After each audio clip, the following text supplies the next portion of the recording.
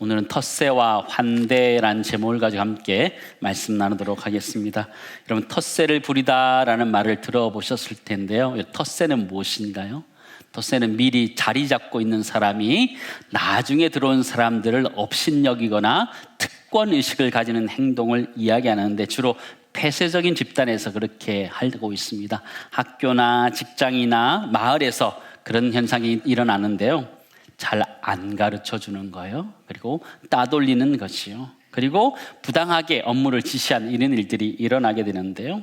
우리 가끔 이제 귀농하거나 귀촌할 때 그 마을 주민들이 텃세를 부린다, 이런 얘기를 간혹 듣기도 합니다. 거기 반대되는 개념인데, 그게 무엇이냐면 환대라는 것인데, 반갑게 맞아서 정성껏 대접하는 행위를 환대다라고 이야기하는 것입니다. 다른 사람이 주변에 이사를 와도 내 이웃으로 인정하고 많은 것들을 알려주면서 적응하도록 도와줘가는 것, 환대다라고 말할 수 있는데요. 여러분은 텃세를 부리십니까? 환대하십니까? 텃세도 부렸다가 환대도 했다가 그러시나요? 텃세를 부리는 이유가 무엇일까요? 기득권을 가지고 있기 때문입니다. 이미 자기가 가지고 있는 기득권이 있기 때문이고, 또 하나는 두려움과 불안의 표현들이 그렇게 나타나기도 하는데, 오늘 성경에 보면 텃세를 부린 사람들이 등장합니다. 바로 대제사장들과 서기관들인데요. 이 예수님과 이 텃세 논쟁을 한 장면을 함께 살펴보고자 합니다. 예수님께서는 성전을 정화시킨 사건 이후에 성전에 오셔서 천국 복음을 가르치고 있습니다. 성전을 깨끗하게 한 다음에 예수님이 그곳을 정말 복된 말씀으로, 복음의 말씀으로 그 성전을 가득 채우기 위해서 가르치고 있는 장면인데, 이때 와서 텃세를 부린 사람이 등장하게 됩니다. 1절, 2절 같이 보도록 하겠습니다. 하루는 예수께서 성전에서 백성을 가르치시며 복음을 전할새 대제사장들과 서기관들이 장로들과 함께 가까이 와서 말하여 이르되, 당신이 무슨 권위로 이런 일을 하는지, 이 권위를 준 이가 누구인지 우리에게 말하라, 이렇게 얘기하는 것이죠. 대제사장과 서기관들이 장로들과 함께 예수님께 다가와서 텃세를 부리는 거예요. 도대체 무슨 권위로 이렇게 이야기하느냐, 이렇게 얘기하는 것이죠. 그 당시 대제사장과 서기관들은 굉장한 기득권자들이었습니다. 왜냐하면 예루살렘 자체가 정치, 종교, 문화, 사회 모든 것의 중심지였기 때문에 모든 권력이 이 대제사장들과 서기관들에게 몰려 있었고, 지금으로 이야기하면 무소불위의 권력을 가지고 있었다라고 이야기할 수도 있습니다. 이때 가장 직접적인 기득권은 바로 경제적인 기득권이라는 것이 있었습니다. 성전 운영에서 나오는 많은 자금들이 거기에 있었습니다. 전 세계에 흩어진 유대인들이 성전에 오르면서 매년 바치는 성전세와 각종 예물이 성전에 있었습니다. 그리고 순례자들이 오면서 가지고 왔던 이방인의 돈을 성전 화폐로 바꾸면서 성전의 높은 환전 수수료를 받고 재물 판매의 상당한 이익들을 대제사장 가문들이 관리하고 그들에게 흘러 들어가게 되었습니다. 두 번째는 정치적 기득권도 가지고 있었습니다. 대제사장은 산헤드린의 의장이었고, 서기관들은 법률 자문이자 판사였습니다. 유대인들의 모든 민형사 사건을 판결한 사법권을 그들이 쥐고 있었습니다. 그리고 로마 총독과 직접 소통하면서 유대인의 대표 역할도 했었습니다. 그들은 그런 기득권을 가지고 있었고, 또 하나는 종교적, 영적인 기득권을 가지고 있었습니다.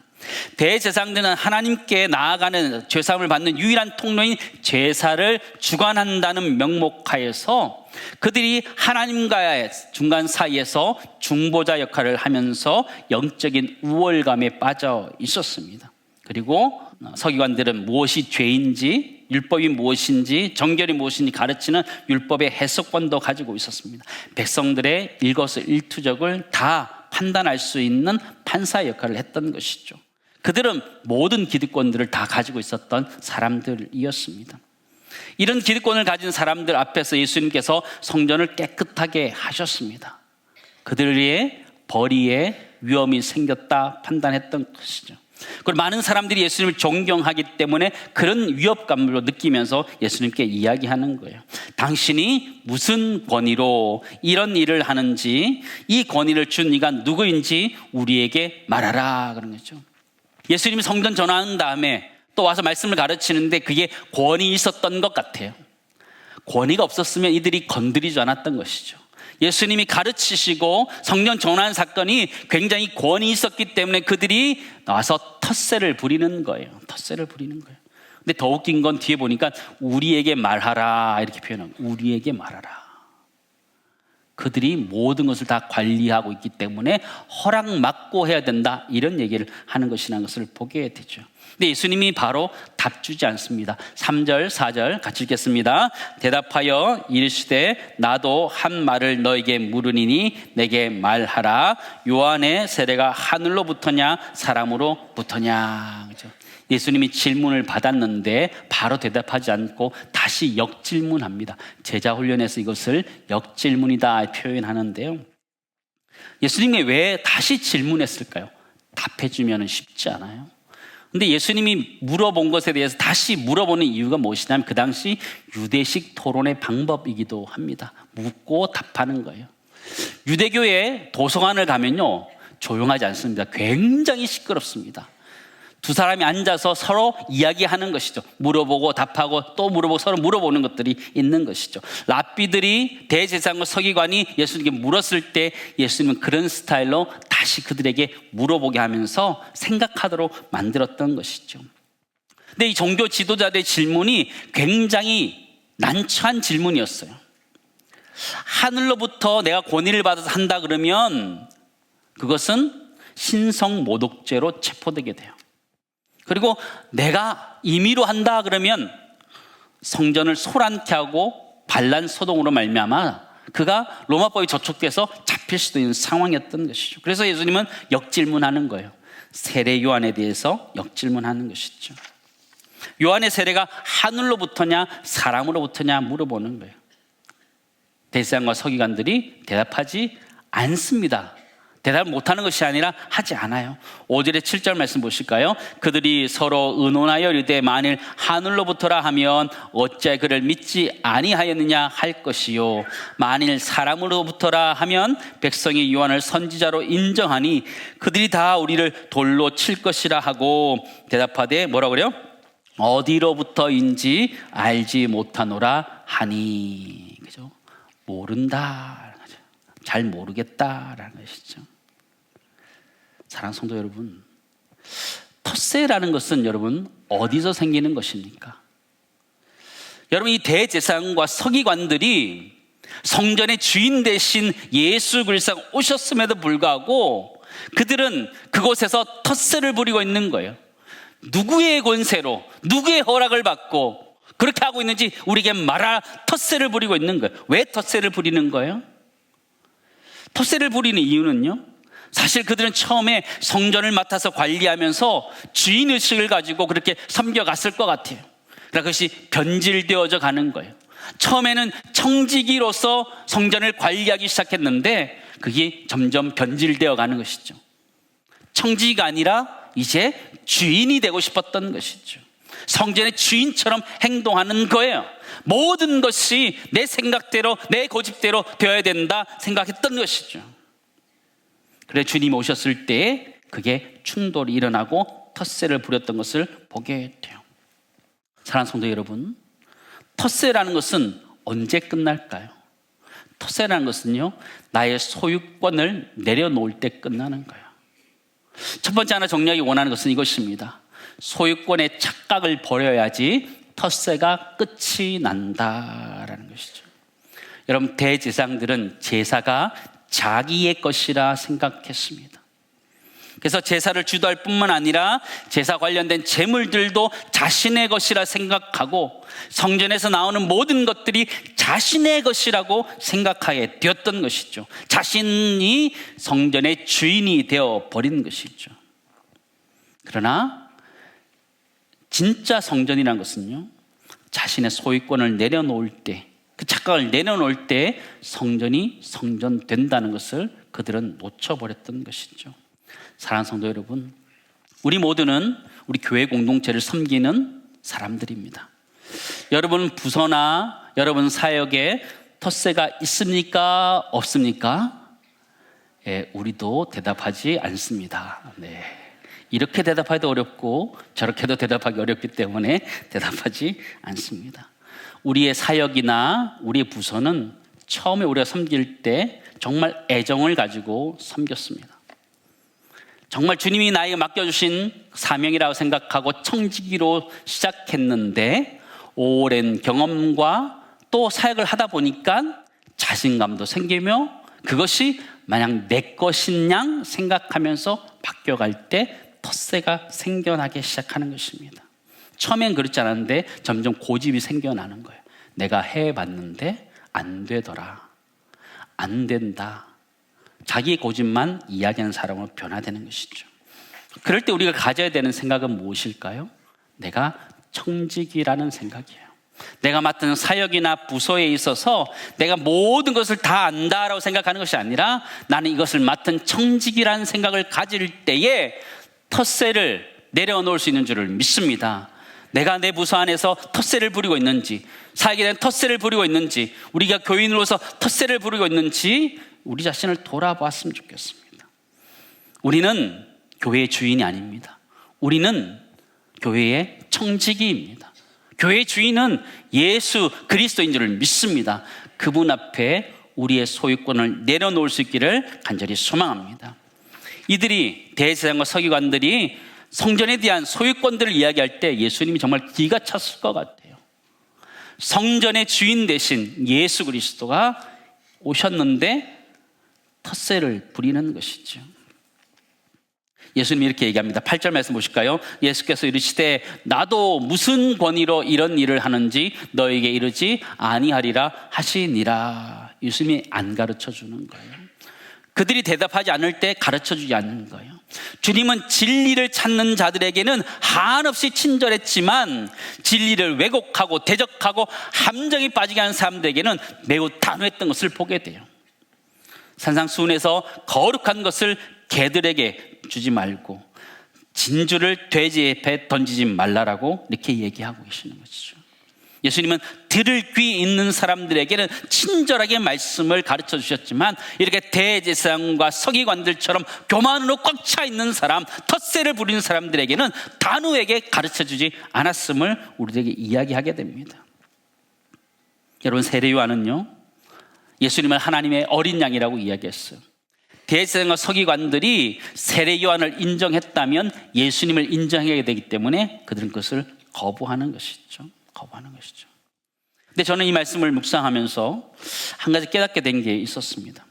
우리가 대제사장과 서기관들이라는 거예요. 우리가 사역이나 부서에서 하는 일에서 대제사장과 서기관이 될 수도 있지만 성령의 전인 나의 몸, 내 인생에 있어서 나도 대제사장과 서기관처럼 행동하고 있더라는 것이죠. 고린도전서 6장 말씀으로 가보실까요? 같이 읽습니다. 너희 몸은 너희가 하나님께로부터 받은 바 너희 가운데 계신 성령의 전인 줄을 알지 못하느냐? 너희는 너희 자신의 것이 아니라 값으로 산 것이 되었으니 그런즉 너희 몸으로 하나님께 영광을 돌리라. 우리의 몸은 성령의 전이고 성전이라는 거예요. 우리는 우리의 것이 아니라 하나님의 것이라 말씀하시는 거예요. 값으로 산 것이 되었기에 하나님의 것이라 하나님의 영광을 드러내야 된다, 이렇게 얘기하는 것이죠. 그런데 우리는 우리 몸에 있어서, 성령이 전에 우리 몸에 있어서 우리는 대제사장처럼 우리는 텃세를 부리고 있다는 거예요. 서기관들처럼 텃세를 부리고 있다라는 것이죠. 우리가 그들과 똑같다라는 것이죠. 예수님 당시에 기득권을 가졌던 대제사장과 서기관들처럼 우리 몸에 대해서, 우리 인생에 대해서 텃세를 부린다라는 것이죠. 주님이 우리에게 들어오시기 원하는데 우리는 그것을 거부하고 있는 것이죠. 거절하고 있는 것이죠. 우리 모습을 보게 돼요. 나의 시간, 나의 재물, 나의 은사 다 내 것이다 생각하면서 주님을 거절하는 거예요. 거부하는 거예요. 텃세를 부리는 것이죠. 여러분, 그 당시 대제사장은 기득권을 가지고 있었습니다. 성전의 모든 것들, 재물이나 모든 그 돈들이 자기의 것이라고 생각했던 것처럼 우리가 그렇게 하고 있지 않아요. 내 인생의 시간 내 것이다, 내 건강 내 것이다, 내 재물 내 것이다, 내 은사 내 것이다 생각하면서 주장하고 있다면 그거는 하나님 앞에서 우리 모두가, 주님 앞에서 우리 모두가 텃세를 부리고 있는 대제사장과 똑같다라는 것이죠. 여러분 재물 누구의 것입니까? 여러분 인생 누구의 것입니까? 그게 내 것이라고 이해한다면 그것은 바로 대제사장처럼 텃세를 부리고 있는 우리의 모습이라는 것이죠. 우리는 또한 서기관들처럼 우리는 주장하고 있습니다. 그 당시 서기관들은 재판장이 되어서 다 판단하였어요. 마찬가지로 우리 인생도 마찬가지예요. 내가 생각하고 내가 인생에서 옳고 그름을 누가 결정해요? 내가 결정하는 거죠. 그렇게 살지 않아요. 당연히 내로남불되는 거예요. 하나님이 원하시는 대로 행동하는 것이 아니라 내가 행동하고 싶은 대로 행동하면서 멋대로 살아가는 거죠. 그게 그 당시에 서기관들의 모습처럼 우리도 우리 인생에서 그렇게 살아간다는 거예요. 내가 가지고 있는 건 다 내 것이다, 주인인 것처럼 살아가요. 내 마음대로 판단하고 정죄하고 살아가고 있어요. 그 당시 대제사장과 서기관들의 모습과 똑같다라는 것이죠. 텃세를 부리고 있는 그들의 모습. 주님은 우리를 쓰기 원하시는데, 우리 마음에 들어오고 싶어 하는데 우리가 텃세를 부리는 거예요. 주님, 이건 내 겁니다. 지금 내가 알아서 할게요. 내가 잘 할 수 있습니다 라고 하면서 다 텃세를 부리고 있는, 내 인생에 있어서, 내 영혼에 있어서 우리 자신이 텃세를 부리고 있는 것을 보게 돼요. 주님은 우리의 마음을 두들리고 성전을 방문하셨어요. 예수 그리스도의 십자가를 통해서 우리를 깨끗하게 해주셨어요. 성전을 청결하게 해주셨어요. 그럼에도 불구하고 우리는 그 성전의 주인이 나인 양 대제사장과 서기관들처럼 텃세를 부리고 있다라고요. 요한계시록 3장 27절 말씀 보실까요? 볼지어다 내가 문 밖에 서서 두드리노니 누구든지 내 음성을 듣고 문을 열면 내가 그에게로 들어가 그와 더불어 먹고 그는 나와 더불어 먹으리라. 주님은 우리에게 들어오시기 원하셔요. 근데 우리가 텃세를 부리는 거예요. 주님, 내가 알아서 하겠습니다, 내 겁니다, 이렇게 얘기하는 것이죠. 대제사장과 서기관들이 성전의 주인 행세한 것처럼 우리 역시 우리 인생에 있어서 주인 행세를 하면서 고집을 피우고 있는 것을 보게 됩니다. 사랑하는 성도 여러분, 우리 인생은 누구의 것입니까? 옛날에 노래 가사가 있었는데, 내 인생은 나의 것이라고 그러는데, 내 인생은 나의 것이 아니라 내 인생은 주의 것인 줄을 믿습니다. 우리 인생은 하나님의 것이에요. 우리 인생에 있어서 우리가 고집 피우고 텃세를 부리면 주님이 쓰실 수 없다는 거예요. 내 성전, 내 인생, 내 육체를 하나님께 드릴 때에 하나님 우리를 사용해 주시는 줄을 믿습니다. 때로는 내가 연약할 수 있어요. 참 부족할 수 있어요. 그러나 주님 앞에 맡기고 내가 텃세를 부리지 않으면 주님은 우리 인생 가운데 가장 아름다운 인생으로 만들어 주시는 줄을 믿습니다. 그 은혜가 우리에게 있는 줄을 믿습니다. 두 번째 정략이 원하는 것은요, 내 인생의 텃세를 끝내야지 주님이 우리를 사용하신다는 것이죠. 우리 인생의 고삐를 놓는 것처럼 내 인생의 텃세를 끝내야지, 내 고집을 내려놓아야지 주님이 우리를 사용하신다라는 걸 기억하며 우리 모두가 그렇게 쓰임받을 수 있기를 간절히 소망합니다. 오늘 본문의 말씀을 보시면 세례 요한에 대한 이야기를 주님이 일부러 하고 계시거든요. 여러분, 세례 요한은 주님이 오실 때 그것을 환대했던 대표적인 사람이었습니다. 주님 오심을 그렇게 사모하면서 주님을 환대했던 사람이었고, 그가 왔을 때 많은 백성들은 선지자로 그를 환대했습니다. 그러나 대제사장과 서기관과 같은 이런 지도자들은 요한을 배척했다는 것을 우리는 잘 알고 있습니다. 사랑하는 성도 여러분, 주님은 우리 인생 가운데 들어오기 원하십니다. 여러분, 텃세를 부리실 겁니까? 환대하실 겁니까? 소망하기는 우리 모두가 우리 마음속에 우리 인생 가운데 주님을 환대할 수 있기를 간절히 소망합니다. 주님은 우리에게 갑자기 느닷없이 찾아오시는 인생의 불청객이 아니라는 거예요. 내 인생의 주인이라는 걸 기억하며 우리 인생의 문들을 활짝 열어서 주님을 환대함으로 말미암아 그 그 주님께 귀하게 쓰임 받을 수 있는 이 시대의 귀한 성전 될 수 있기를 간절히 소망합니다. 텃세를 부렸던 그 성전은 돌 위에 돌 하나 남지 않고 다 깨어져 버렸지만 주님을 내 마음속에 환대하며 모르는 자는 우리 모두는 하나님의 자녀가 되는 성령의 전으로서 이 땅의 삶들을 살아가고 있다는 걸 기억하며 우리 모든 것들을 주 앞에 맡기고 내 텃세를 내려놓고 주님을 의지하며 살아가는 은혜가 우리 모두에 있기를 간절히 소망합니다. 하나님은 우리에게 그런 은혜를 주실 것입니다. 우리 인생은 우리 인생의 착각을 버려야 되는, 내 인생의 주인이 나라는 생각, 내가 아니면 안 된다는 생각 버려야 됩니다. 그걸 버릴 때 또한 우리의 텃세를 다 버리고 나면, 그리고 우리가 주님을 환대할 때 비로소 우리 주님은 우리 인생을 사용하신다는 걸 기억하며 우리가 주님 앞에 귀하게 쓰임받을 수 있기를 간절히 소망합니다. 착각을 버리고 텃세를 버리고 주님을 환대할 때 주님 우리를 사용해 주실 것입니다.